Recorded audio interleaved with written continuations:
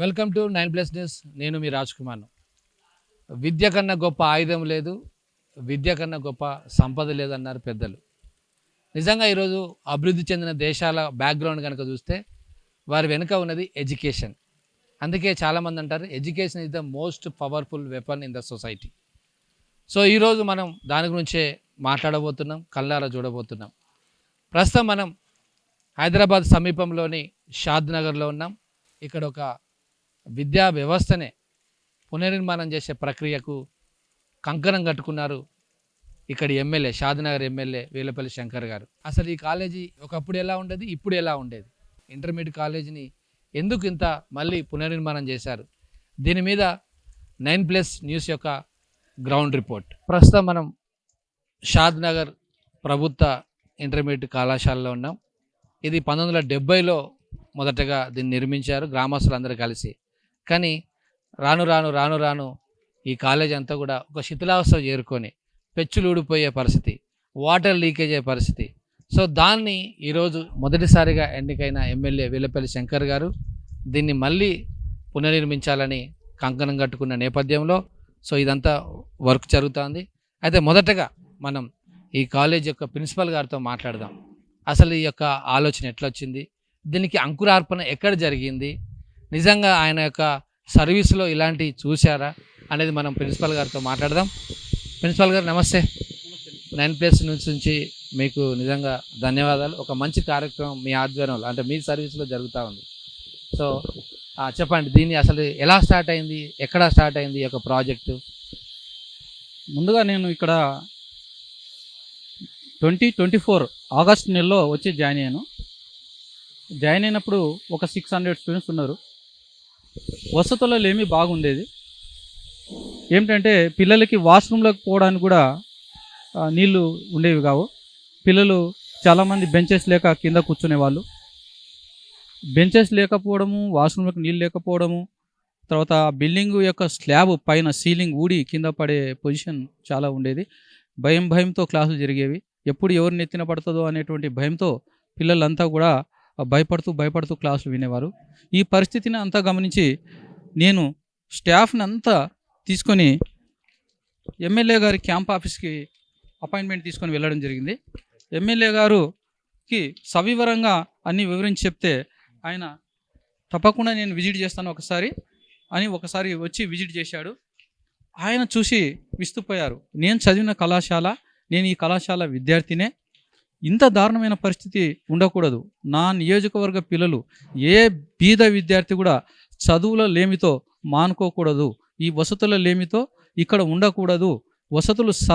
వసతులు మొత్తం సర్వ హంగులతో ఒక ప్రభుత్వ జూనియర్ కళాశాలని నేను కట్టి చూపిస్తాను, మీకు నా ఆలోచన ఇది అని చెప్పారు. అన్న విధంగానే అక్టోబర్ 24లో సార్ ఫౌండేషన్ స్టోన్ వేశారు. ఈ రోజుకి 20 నెలలు కాకముందే ఈ రూపాన్ని తీసుకొచ్చారు. పిల్లలకి తాత్కాలికంగా అప్పటికప్పుడు కూర్చోడానికి కుర్చీలు, బెంచీలు, 24 అవర్స్ వాటర్ సప్లై ఇస్తూనే ఈ పర్మనెంట్ స్ట్రక్చర్ ఏర్పాటు చేశారు. నభూతో నా భవిష్యత్, తెలంగాణలో ఒక ఆదర్శమైనటువంటి జూనియర్ కళాశాల ఉండాలని సార్ చూశారు. స్టాఫ్ అంతా అద్భుతంగా పనిచేస్తున్నారు. 600 మంది ఉన్నటువంటి ఆనాటి స్ట్రెంత్ 2 సంవత్సరాలు తిరగకముందే నేడు 1300కి చేరుకుంది. మాకి చాలా హ్యాపీగా ఉంది. ఎంతమంది విన్నాం ఈ కాలేజీలో సీట్ రావాలంటే రికమెండేషన్ అయ్యే పరిస్థితికి వచ్చింది, నిజమేనా? ప్రతి క్లాస్ రూమ్లో దాదాపు 100 దాకా అడ్మిషన్లు అయినాయి. అంతకంటే ఎక్కువ తీసుకుంటే క్లాస్ రూమ్ పట్టే పొజిషన్ లేదు. రాజకీయ వ్యవస్థలో ఎమ్మెల్యేలు, మంత్రుల దగ్గరికి చాలామంది ప్రజలు వెళ్తారు. వాళ్ళ యొక్క వినతి పత్రాలు, వాళ్ళ మెమోరాండమ్స్ కానీ ఏవైతే ఉన్నాయో వాళ్ళు తీసుకొని సరే అక్కడ పెట్టేశాను అంటారు, లేదా పిఏకి ఇవ్వండి, పిఏకు కలవండి అని ఒక 2000, 3000, 5000 ఇస్తుంటారు. కానీ ఇక్కడ నిజంగా చాలా డిఫరెంట్గా ఉంది. రాష్ట్రం కాదు, దేశ చరిత్రలోనే ఇది ఒక ఆదర్శపరమైన ప్రాజెక్టుగా చెప్పొచ్చు.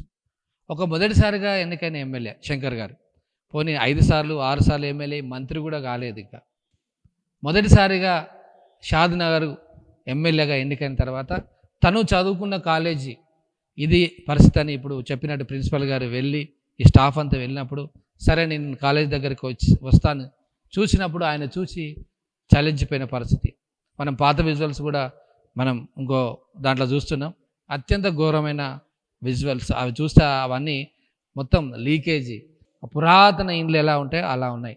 అలాంటిది ఈరోజు ఎమ్మెల్యే గారు సొంతంగా నేను చదివిన కాలేజీ అలా ఉండకూడదని ఆయన పర్సనల్గా తీసుకొని ఈరోజు ఈ కాలేజీ నిర్మాణం ఇది 19వ నెల ప్రతిరోజు ఉదయం ఇక్కడికి వచ్చి లేదా ఆయనకు వీలు ఉన్నప్పుడు వచ్చి దీన్ని ఎలా జరుగుతుందని ఒక మానిటరింగ్ చేయడం నిజంగా చాలా గొప్ప విషయం. సార్ ఒకసారి చూపెట్టండి. ఇప్పుడు మనం ఇవన్నీ అండర్ కన్స్ట్రక్షన్లో ఉన్నాయి సార్. ఇంకా ఒక 30 days అయితే కంప్లీట్ కావచ్చు. ఇది వాష్రూమ్స్. ఇది వాష్రూమ్స్ చూడండి. వాష్రూమ్స్ సార్ ఈ విధంగా కడతాడు అనుకోలేదు. ఒక స్టార్ హోటల్లో ఏ విధంగా ఉన్నాయో ఆ విధంగా డిజైన్ చేయించి ఇంజనీర్తో కట్టిస్తున్నారు. 1 కాదు 2 కాదు 3 ఫ్లోర్లో 3 గర్ల్స్కి, 3 ఫ్లోర్లో 3 బాయ్స్కి సపరేట్గా ఆ వాష్రూమ్స్ కట్టించారు. ఈ వాష్రూమ్స్ నిజంగా ఒక్కసారి పిల్లలందరూ బయటకు వస్తే 1 నిమిషంలో వాష్రూమ్లో బయట నుంచి వచ్చేటట్టు, అంటే ఎక్కువ డిస్టర్బ్ కాకుండా గ్యాదరింగ్ కాకుండా ఉండడానికి డిజైన్ చేసి సార్ కట్టించారు. తను చదువుకున్న ఒక కాలేజీలో చాలా అద్భుతంగా ఉండాలని మరి ఎమ్మెల్యే గారు ఇలాంటి నిర్ణయం తీసుకున్న పరిస్థితి మనం చూస్తున్నాం. ఇప్పుడు ఇది వచ్చి ఎక్స్క్లూజివ్ ఫర్ గర్ల్స్. ఇది గ్రౌండ్ ఫ్లోర్లో ఉంటాయి. సో వెస్టర్న్ ఒక 5 ఉన్నాయి, ఇండియన్ వచ్చేసి ఒక 6-7 ఉన్నాయి. మొత్తం మీద ఒక 12 దాకా ఉన్నాయి. సో G+2లో ఇది నిర్మాణం అవుతుంది. ఎక్కడ కూడా కాంప్రమైజ్ కాకుండా ఈ డ్రెస్సింగ్ రూమ్ లేదా చేంజ్ ఓవర్ రూమ్ అంటాం మనం, గర్ల్స్ కోసం స్పెషల్గా వాళ్ళకి ఎలాంటి ఇబ్బందులు కలగకుండా, అంటే ఎంత కమిట్మెంట్ ఉంటే చూడండి. ఇది వచ్చేసి కూడా వాష్రూమ్లో ఒక భాగము. ఈ నిర్మాణానికి సంబంధించిన కోట్ల రూపాయల వ్యవహారం ఇప్పటివరకు ఎంత అయింది అంటుంటారు? దాదాపు ఇప్పటివరకు 13 crores అంటున్నారు సార్. దీనికి ఒక సొసైటీ ఫామ్ చేశారు, డెవలప్మెంట్ సొసైటీ. ఆ society members bank account open చేసి అంతా ట్రాన్స్పరెంట్గా ఎవ్రీ రూపీ దాంట్లో ఎట్లా వస్తుంది, ఎట్లా ఖర్చు పెడుతున్నాం అనేటువంటి లెక్కతోన సార్ కరెక్ట్గా ఎవరితో ఇబ్బంది కలగకుండా దీన్ని ట్రాన్స్పరెంట్గా సారు ఇది నిర్మాణం కొనసాగిస్తున్నారు. మనం ఫస్ట్ ఫ్లోర్కి వచ్చినాం. మెట్లు కూడా చూడండి, ఎక్కడ కూడా కాంప్రమైజ్ కాకుండా మనం చూస్తాం. కాలేజీలలో, స్కూల్స్లలో, రెసిడెన్షియల్ కూడా చిన్న 3 feet స్టెప్స్ ఉంటాయి. కింద వొకేషనల్ ఉంటుంది, పైన సైన్స్ అండ్ ఆర్ట్స్ ఉంటుంది, ఇక పైన లైబ్రరీ, కొన్ని ల్యాబ్స్ సంబంధించినటువంటి గ్రూప్స్ ఉన్నాయి. యాక్చువల్లీ ఇక్కడ మొత్తం 10 groups ఉన్నాయి. 10 first year 10, second year 10, 20 groups ఉంటాయి. దానికి తోడు మళ్ళీ ల్యాబ్స్ ఉంటాయి, వొకేషనల్ ల్యాబ్స్ ఉంటాయి, జనరల్ ల్యాబ్స్ ఉంటాయి. ఒక లైబ్రరీ ఉంటుంది, ఒక స్పోర్ట్స్ రూమ్ ఉంటుంది, ప్రిన్సిపల్ రూమ్ ఉంటుంది, స్టాఫ్ రూమ్ ఉంటుంది. స్టాఫ్ రూమ్లో ఉమెన్స్ ఉంటారు కాబట్టి వాళ్ళకి వెయిటింగ్ రూమ్ ఉంటుంది. ఇవన్నీ అకామిడేషన్ మ్యాక్సిమం అందరికి సరిపోయేటట్టే తయారు చేశారు. దాని డిజైన్ కూడా చేయించారు సార్. మోర్ దెన్ 40 rooms ఉన్నాయి. ఇవి ఇప్పుడు కాదండి, ఒక 100 సంవత్సరాలకి ముందు జాగ్రత్తగా ఆలోచించి కట్టేస్తారు. ఒక 2000 మంది స్ట్రెంత్ తట్టుకునేటట్టు సార్ డిజైన్ చేయించారు దీన్ని. ఇప్పటికైతే మాకు సఫిషియంట్ 1300 members ఉన్నాము. 1300 స్టూడెంట్స్ జాయిన్ అయ్యారు. 1300కి సఫిషియంట్గా సరిపోతుంది. ఇంకా 700 వచ్చినా కూడా ఈ కాలేజ్ బిల్డింగ్ స్ట్రక్చరు సరిపోయేటట్టే డిజైన్ చేశారు. ఆల్రెడీ క్లాసెస్ రన్ అవుతున్నాయి. సో ఇది ఇప్పుడు ఎందుకంటే ఆల్రెడీ అడ్మిషన్స్ ఓపెన్ అయినాయి కాబట్టి ఎవరైతే ఇప్పుడు ఆల్రెడీ కొంత కన్స్ట్రక్షన్ అయిన రూమ్స్లలో ఇప్పుడు తాత్కాలికంగా క్లాసెస్ అయితే జరిపిస్తున్నారు. ఎమ్మెల్యే గారికి నమ్మిన బంటుగా కావచ్చు, నమ్మిన వ్యక్తిగా మరి తిరుపతి రెడ్డి గారు ఇక్కడ ఉండి స్టార్టింగ్ నుంచి తన సొంత ఇల్లు కడితే ఎలా ఒక వ్యక్తి ఉంటాడో అంతకంటే ఎక్కువగా ఒక కాలేజీ, అది కూడా ప్రభుత్వ కళాశాలను దగ్గరుండి నిర్మింపజేయడంలో మరి తిరుపతి రెడ్డి గారి యొక్క పాత్ర చాలా కీలకంగా అని మేము విన్నాం. సార్తో మాట్లాడదాం. తిరుపతి గారితో. సార్ నమస్తే. తిరుపతి రెడ్డి గారు చెప్పండి, ఎక్కడ స్టార్ట్ అయింది, ఎట్లా దీని యొక్క వ్యవస్థ, ఎమ్మెల్యే సార్ మీకు ఏం చెప్పారు, ఎట్లా జరుగుతుంది? ఎమ్మెల్యే గారు కాకముందు కూడా ఇక్కడ మేము కాలనీలలో ప్రదర్శించేటప్పుడు ఇక్కడ ప్రచారం కోసం వెళ్ళినప్పుడు ఆయన దృష్టికి తీసుకొచ్చినారు. తర్వాత నేను ఎమ్మెల్యే అయినాక ఖచ్చితంగా దీన్ని ఏదో ఒక విధంగా, నేను కూడా ఇక్కడ పూర్వ విద్యార్థినే, అందుకోసం నేను ఇక్కడ చదువుకున్నా కాబట్టి నేను ఎన్నో కష్టాలు పడ్డా, నేను కడుబీద పరిస్థితికి వెళ్ళి నేను ఈ స్థాయికి వచ్చిన ఎమ్మెల్యే అయినా కాబట్టి ఖచ్చితంగా దీనికి రూపురేఖలు మారుస్తా అని చెప్పి మైండ్లో బాగా ఫిక్స్ అయిపోయిండు. ఎమ్మెల్యే గారికి ఉద్దేశం ఏంటంటే చదువు లేనిది ఏది ఈ ప్రపంచంలో ఏం చేయలేము, చదువుకుంటేనే ఒకటి మనకు గుర్తింపు వస్తుంది. ప్రజల్లో ఏది దాచుకుంది ఏంటంటే విద్యనే. విద్యతోటే అన్నీ సాధ్యమైపోతాయి, ఈ ప్రపంచాన్ని జయించవచ్చు, విద్య లేకుంటే వేస్ట్ అనేది ఉద్దేశంతో ఆయన మైండ్లో ఫిక్స్ అయిపోయింది. కాబట్టి ఆయనకు ఈ ప్రిన్సిపల్ స్టాఫ్ అంతా ఏమైంది, కొద్దిగా చూడండి, చూసి దీన్ని కలర్స్ వేపియండి చాలా ఫస్ట్ కలిసిండు. కలిస్తే ఆ స్టాఫ్కి వచ్చి చూసుకొని ఒకసారి విజిట్ చేసినాం. విజిట్ చేస్తే పూర్తిగా అంత శిథిలావస్థ పరిస్థితిలో ఉంది. క్లాస్ రూమ్‌లలో రోజు రోజు ఆ పెచ్చు పడిపోవడము, ఎప్పుడు ఎవరి మీద పడతదో అనే స్థాయిలో శిథిలావస్థ స్థాయిలో ఉండే. అప్పుడు ఒకసారి ఆయన డ్రీమ్ ఒకటి ఆలోచన చేసిండు. ఏం లేదు భయ్, అందరం మనం పూర్వ విద్యార్థులము. తర్వాత రాజకీయాలకు అతీతంగా అన్ని పార్టీ వాళ్ళను, అన్ని రాజకీయవేత్తలను, సామాజికవేత్తలను, వ్యాపారవేత్తలను అందరిని ఏకం చేసి ఎమ్మెల్యే గారు ఏం చేసిండ్రు అంతా ఒక మీటింగ్ పెట్టుకొని మనం ఖచ్చితంగా దీన్ని కడదాం. కని విని ఎరుగని రీతిలో మన అధికారం ఉంటాయి, డబ్బులుంటాయి, పోతాయి. మనం ఉంటాం, కొద్ది రోజులైనంత పోతాం. కానీ చిరస్థాయిగా ఒకటి విద్య అనేది ఎప్పటికీ నిలిచిపోయి ఉంటుంది. విద్య ఉంటేనే అన్ని విజయాలు సాధ్యం మనిషికి అనే ఉద్దేశంతో చేసి అందరి పార్టీలను అందరినీ ఏకీభావం చేసి కొంత వ్యాపారవేత్తలను, సంఘ సంస్కర్తలను అందరినీ పార్టీలకు అతీతంగా అన్ని పార్టీ వాళ్ళని పిలిచి మీటింగ్ పెట్టుకొని ఆ రోజు 2 సంవత్సరాలు కూడా కాలేదు ఇంకా. అప్పుడే మనం ఈసారి మనము 1.5 ఇయర్‌లో మన క్లాసెస్ రూమ్‌లు కూడా మనం టెంపరరీగా ఇచ్చినాం. తర్వాత పెద్ద ఎత్తున ముఖ్యమంత్రి గారితోటి ప్రారంభం చేయాలని చెప్పి ఆయన ఉద్దేశం ఉంది, సంకల్పం ఉంది. ఇప్పుడు 85-90% కూడా వర్క్ అయిపోయింది. దానికి ఒకటి higher education, Shadnagar higher education development society కింద మనం ఒక ఫర్మ్ చేసి వచ్చే నిధులు, దాతలు వాటి బోతోటి ఒక అకౌంటెంట్ పెట్టి నేను ట్రెజరర్‌గా పనిచేస్తున్నాను. నాకు చాలా సంతోషంగా ఉంది. నేను నిజంగా కూడా నా ఇల్లు కూడా నేను ఇంత జాగ్రత్తగా చూసుకోలేదు. నేను నాకు తోటి అశోకు, ప్రిన్సిపాలు అందరూ, స్టాఫ్ అందరూ కూడా సహకరించిండ్రు. ప్రజలు కూడా ఎమ్మెల్యే గారు చిరస్థాయిగా నిలబడే ఒకటి గుర్తుపెట్టుకునేది ఎవ్వరు కూడా పేరు పెట్టని విధంగా ఈరోజు ప్రభుత్వ జూనియర్ కాలేజీ కట్టి దాని తర్వాత వారికి ఇంకోటి ఏంటంటే దీంట్లో గమనించిండు 2 సంవత్సరాల నుంచి మళ్ళీ చూసిండు. ప్రజలు పొద్దున్న ఎర్లీ మార్నింగ్ వస్తున్నారు కాబట్టి భోజనం లేక, టిఫిన్ లేక, వాళ్ళ అవస్థ చూడలేక పేద విద్యార్థులు వస్తారు కాబట్టి వాళ్ళకు మిడ్ డే మీల్స్ పెట్టిండు సొంత ఖర్చులతోటి. ఇప్పుడు ఇంట్లో కూడా చేస్తుండే. నాకు తెలిసి దగ్గర 40% సొంత నిధులే పెడుతుండు, దాతలతో సహా కాకుండా. ఎవరు వచ్చినా ఏం చేసినా ఒక్క రోజు కూడా పని ఇబ్బంది కాలేదు. డబ్బులకు, నిధులకు ఏ కొరత లేకుండా వారు ఒక దీక్ష తోటి ఇది నిర్ణయిస్తున్నారు.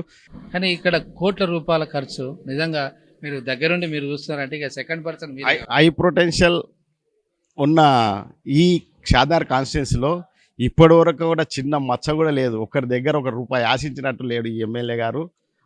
ఎవరు వచ్చినా కూడా ఏమైనా ఉంటే కాలేజీకి ఏమైనా చేయండి, నాకు చేయాల్సిన అవసరం లేదు అని చెప్పి దాతల సాయంలో మేము అన్నిటికీ కూడా పూచి ఉన్నాం. మేమే మాకు ఫండ్స్ మాకు ఏమైనా వస్తే కూడా వైట్లో ఉంటాయి. ఒక అకౌంటెంట్ ఉంది. ఇంత పారదర్శకంగా, ట్రాన్స్పరెంట్గా ఈరోజు చేస్తున్న ఎమ్మెల్యేలో ముఖ్యుడు ఈరోజు రాష్ట్రంలోనే మన శంకరాయన. షాద్నగర్ అంటే రియల్ ఎస్టేట్ భూమి ఉంది. ఈ డబ్బులు రియల్ ఎస్టేట్లో పెడితే సంవత్సరం తిరిగి డబ్బులు అవుతాయి, 2 సంవత్సరాలు త్రిబుల్ అవుతాయి. ఇంత డబ్బు ఖర్చు పెట్టడం అంటే మామూలు విషయం కాదు కదా. కొన్ని అమ్మేనని కూడా అన్నారు, నాకు తెలిసింది. కొన్ని ప్లాట్లు అమ్మి కూడా పెట్టారు. అవును, నాకు మొన్న చెప్పిండు ఏంటంటే ఏమన్నా అది ఆగమంటే పని ఆగిపోవద్దు, తిరుపతి నీ ఇన్ఫ్లుయెన్స్ ఉపయోగించు, నా ఇన్ఫ్లుయెన్స్ ఉపయోగిస్తా, పని ఆగొద్దు అని చెప్తే నేను ఖచ్చితంగా అందరూ మేనేజ్ చేసుకుంటూ వచ్చినాము. ఆయన నేను మొన్ననే నా సొంతంగా అంటానా ఎవరిని అడగొద్దా అంటే లేదు, మనం నిర్ణయించుకున్నాం, ఇస్తే తీసుకుందాం, ఎవరిని అడిగేది లేదు, ఎవరిని బాధ పెట్టేది లేదు అని చెప్పి మొన్న ఒక ల్యాండ్ కూడా అమ్మి మాకు డబ్బులు ఇస్తా ఉన్నాడు. అదే చెప్తున్నా, నేను 40% వరకు సొంతంగా చేసుకుంటా. అంటే ఆయన ఒక దీక్ష చేసుకుండు కాబట్టి నేను కూడా ఈ దాంట్లో ఇదే కాలేజీలో చదువుకున్నా. నాకు సూపర్ సీనియర్ మన ఎమ్మెల్యే గారు. అందుకే మా ఉద్దేశాలు అన్నీ ఒకటే ఉన్నాయి కాబట్టి మేము కూడా పటిష్టంగా దీన్ని ఒక తీర్చిదిద్దాలనే ఉద్దేశం ఉంది. మీ క్లాస్మేట్స్ ఉంటారు కదా, వాళ్ళు ఏమంటారు ఇదంతా నా భూతో నా భవిష్యత్తు. అసలు ఇట్లాంటిది ఎవరు చేసే పరిస్థితి లేదు, ఇట్లాంటిది ఎవరు ఆలోచన చేసే పరిస్థితి లేదు. ఎమ్మెల్యే గారు ఏ విధంగా వచ్చిందో ఈ థాటు, ఈ కోరిక, కానీ ఇది మాత్రం నా భూతో నా భవిష్యత్తు. అందరు మంత్రులు కూడా హ్యాట్సాప్ అసలు అని చెప్పేసిండ్రు. అంటే అంత వారు కూడా ఎంతో మంత్రి అయినారంటే వారికి కూడా ఎన్నో చూసింటారు. ఇలా ఆ మాట చెప్పడం అంటే మాకు అసలు ఊహించలేదు. నువ్వు చేస్తున్నావు శంకర్, ఇది చాలా గ్రేట్ ఇది అని చెప్పిండ్రు.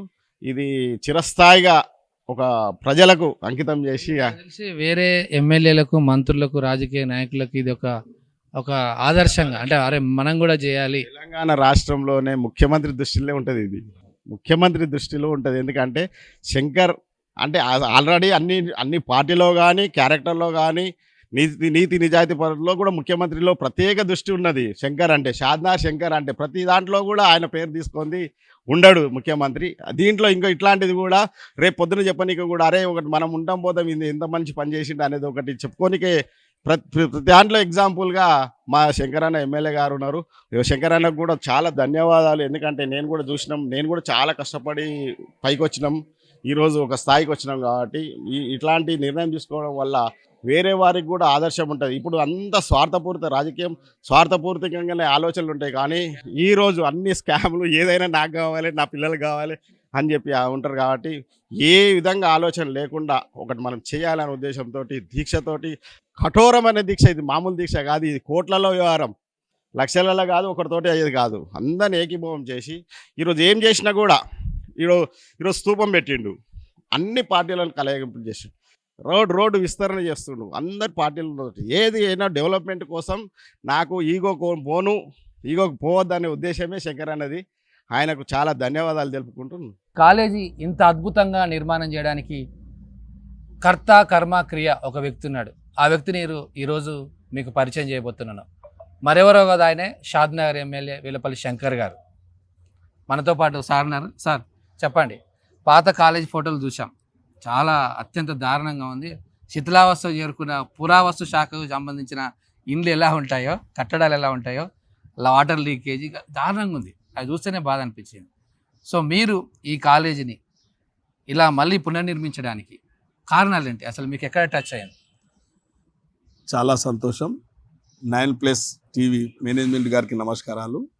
నేను ఒక నిరుపేద కుటుంబంలోకి వెళ్ళి కష్టపడుకొని చదువుకొని ఒక విద్యావంతునిగా ప్రజలకు ఒక సేవ చేయాలనే ఒక అవకాశం మా వీళ్ళపల్లి గ్రామంలో గ్రామ పెద్దల రోజు అందరూ కూడా నన్ను సర్పంచ్గా ఎన్నుకోబడ్డాడు.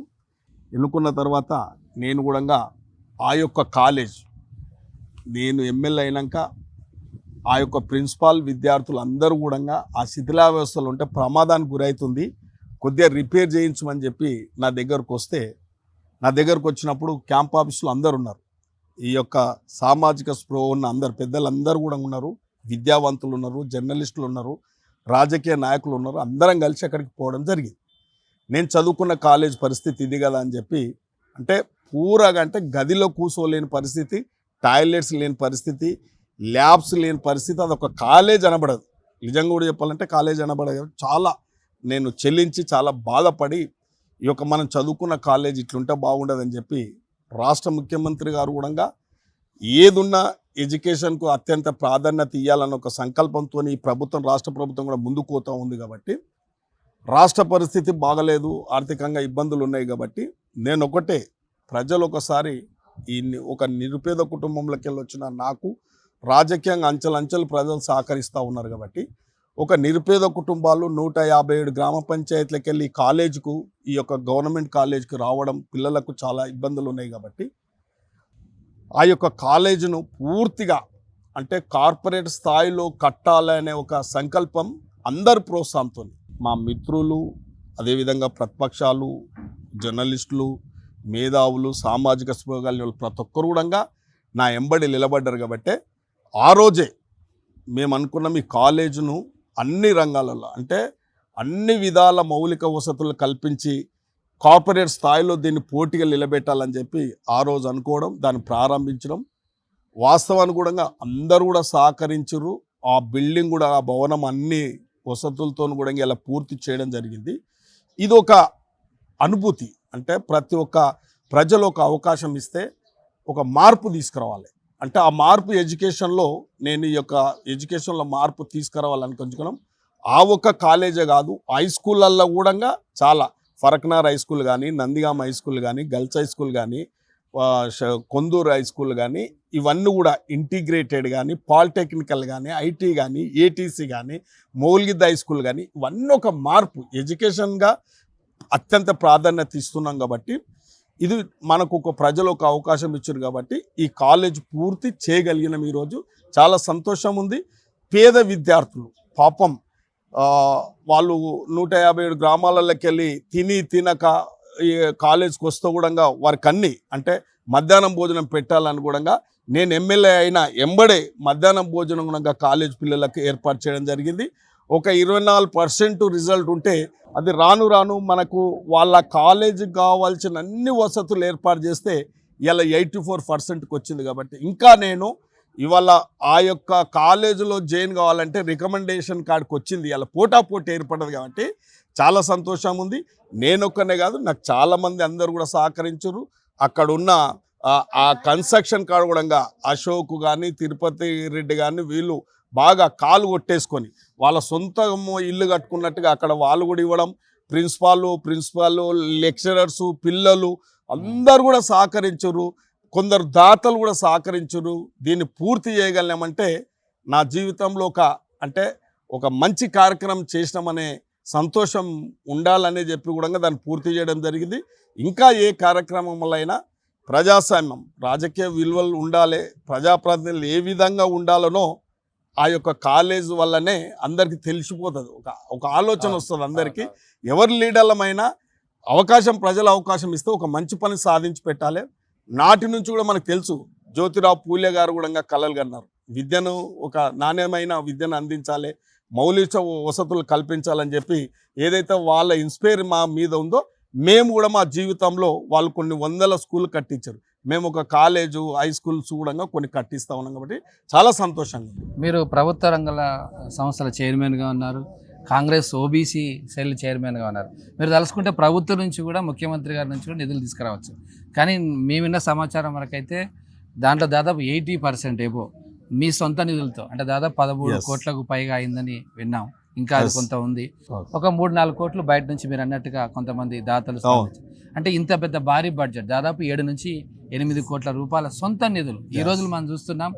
ఏదన్నా వస్తే లోపలేసుకునే రాజకీయ వ్యవస్థ ఈ రోజు ఉంది. మేము చాలా చూస్తున్నాం, ప్రజలు అప్లికేషన్లకు ఇచ్చి డోర్లు లేవు, బాత్రూమ్లకు గర్ల్స్కి వెళ్ళడానికి డోర్స్ కూడా లేవు కొన్ని ప్రభుత్వ కాలేజెస్ స్కూల్.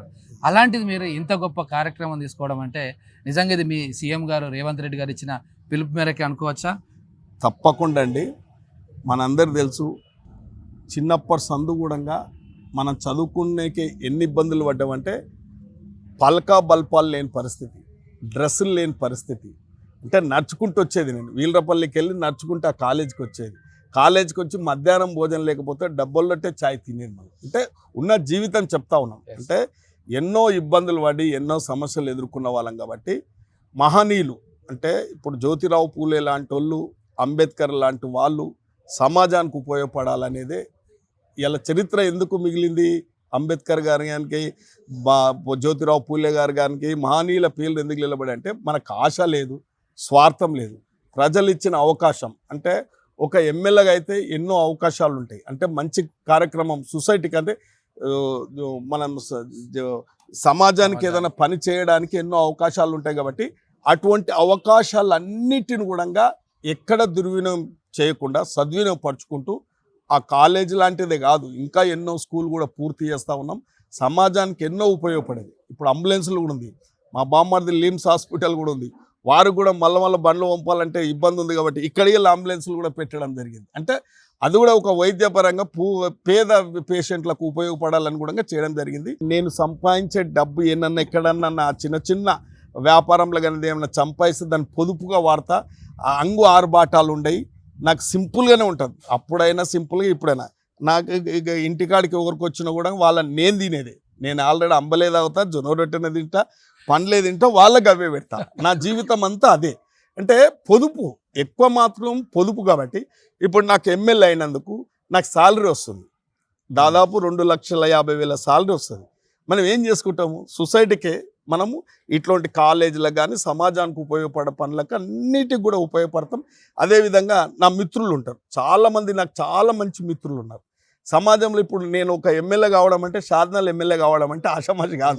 దానికి సరి అయిన నాకు ఫ్రెండ్స్ ఉన్నారు, నా ఆత్మీయులు ఉన్నారు, నా బంధుమిత్రులు ఉన్నారు, మా బంధువులు ఉన్నారు, అందరూ కూడా ఉన్నారు. కాబట్టి దీనికి ఎక్కడ ఇబ్బంది లేదు. నా సాలరీస్ కానీ నేను ఏదైనా అక్కడక్కడ సంపాదించింది ఉంటే సమాజానికి ఉపయోగపడాలి. నేను ఎమ్మెల్యేనైనా మా ఫ్యామిలీ కూడా సింపుల్, మా అమ్మ సింపుల్గా ఉంటుంది, మా భార్య సింపుల్గా ఉంటుంది, మా పిల్లలందరూ సింపుల్గా ఉంటాం, మేము సింపుల్గానే ఉంటాం.